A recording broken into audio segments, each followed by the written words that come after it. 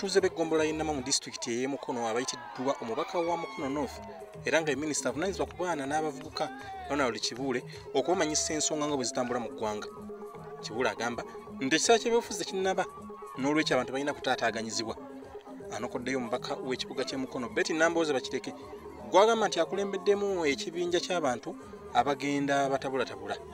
Kakati oyo omukyala ebyo abimanyi twabiyisa mu palamenti.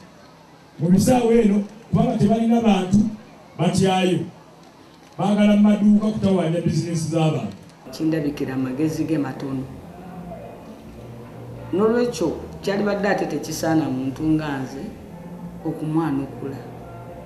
Naye olw'okuba yefudde omuzi w'emisango tetulina kyakukola okuggyako okumuyisa ng'omuzi w'emisango.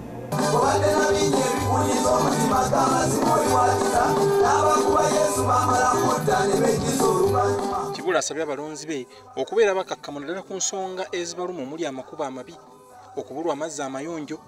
N'agamba nti ensonga zino gavumenti ezikolako lwakuba bannabyabufuzi bagiremesa. Agamba nti waliwo n'abantu abamulwanyisa nga n'abakulembeze ba disitulikiti ey'e Mukono mubatwalidde. Enguudo embi tezisinga mu nkyawe. Mukole ki?